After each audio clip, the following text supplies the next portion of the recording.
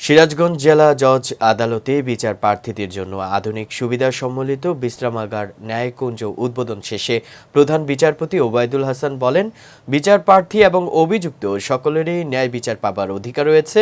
দেশের সকল নাগরিকের বিচার প্রাপ্তি নিশ্চিতে নিরলসভাবে কাজ করছে বিচার বিভাগ। দ্রুত বিচার প্রাপ্তি নিশ্চিতে প্রধান অন্তরায় মামলা জট, তাই মামলা জট কমানোর জন্য নানা উদ্যোগ নেওয়া হচ্ছে। তিনি আরও বলেন, আদালতে আসা বিচার প্রার্থী, অভিযুক্ত সাক্ষীদের দুর্ভোগ পোহাতে হয় বিশ্রামাগার না থাকার কারণে। এই দুর্ভোগ লাঘবে একটি অনন্য উদ্যোগ বিচার প্রার্থীদের জন্য আধুনিক সুবিধা সম্মিলিত বিশ্রামাগার ন্যায়কুঞ্জ।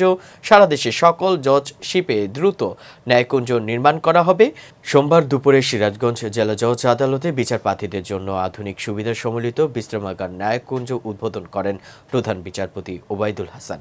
গণপূর্ত বিভাগের তত্ত্বাবধানে প্রায় 53 লক্ষ টাকা ব্যয়ে আদালত প্রাঙ্গণে বিচার প্রার্থীদের বসার স্থান, ব্রেস্ট ফিডিং কর্নার, টয়লেট ও মুদিখানা সম্মিলিত বিশ্রামাগার উদ্বোধন অনুষ্ঠানে আরও উপস্থিত ছিলেন হাইকোর্ট বিভাগের রেজিস্ট্রার মুন্সি মোহাম্মদ মশিউর রহমান, সিরাজগঞ্জের জেলা ও দায়রা জজ এম আলী আহমেদ, জেলা প্রশাসক মীর মোহাম্মদ মাহবুবুর রহমান ও পুলিশ সুপার আরিফুর রহমান মণ্ডল।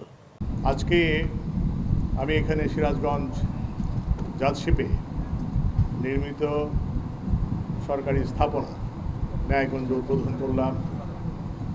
এই ন্যায়কুঞ্জটি প্রতিষ্ঠিত হয়েছে জাতির জনক বঙ্গবন্ধু শেখ মুজিবুর রহমানের কন্যা মাননীয় প্রধানমন্ত্রী শেখ হাসিনার আন্তরিক আগ্রহের কারণেই।